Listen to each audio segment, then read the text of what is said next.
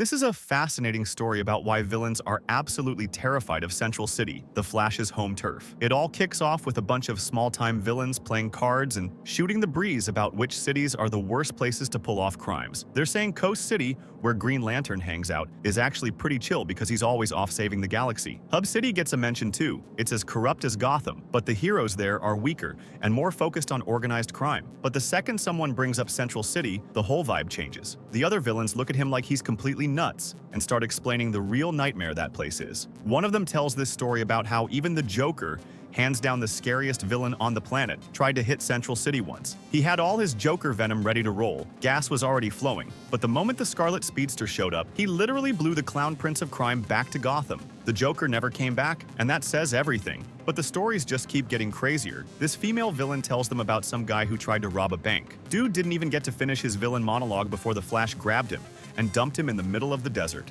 Poor guy took almost a year to find his way back home. His kids are just as scary. One of the villains mentions how the Flash's son, who goes by Surge, picked up a giant and tossed him like a skipping stone across water. The Flash's daughter is even worse in some ways. She punched some dude 90 times before he could even blink, then gave him a wedgie just because she thought it was hilarious. Then comes the most insane story of them all. This woman tells them about Maru, this powerful wizard from another planet who was visiting Central City. While he's walking around, he sees this little girl sticking her tongue out at him. The wizard, clearly having some major self-esteem issues, gets all bent out of shape and swipes the kid's lollipop right out of her hand. But just down the street, he spots him, the Flash, waving his fingers at him. When the Flash tries to catch him, Maru teleports to another dimension, thinking he got away easy. But when he looks up, guess who's already standing there? The Flash. This keeps happening over and over. The wizard teleports, and the Flash is always there waiting. Dimension after dimension, the speedster chases this wizard relentlessly. Finally, Maru teleports to the end of the universe, the place where time ends and reality itself is being created. And guess what? The Flash is standing right there. In that moment,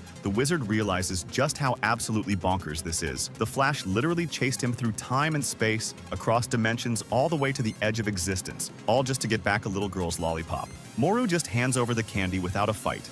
Completely mind-broken. The woman finishes by saying the wizard was never the same after that. One of the villains tries to argue that this can't be true because the rogues, the Flash's regular villains, still manage to operate in Central City. Another guy just says, yeah, it's true, but that only proves how crazy they are. Another villain adds that there's nothing worse than listening to the Flash go on about how any villain can turn their life around and become good. But then one of the villains, making fun of the others, says they're making all this stuff up and brags that he just robbed a bank right next to the Flash Museum. The others go dead silent. Horror written all over their faces. They start saying maybe they should get out of there right now, but someone mumbles that it's already too late. The cocky villain calls them all paranoid and opens the door. And there he is, the Flash, standing right there, politely asking if they can have a little chat. The story ends with that moment of silent terror, proving that all those seemingly over-the-top stories were absolutely for real.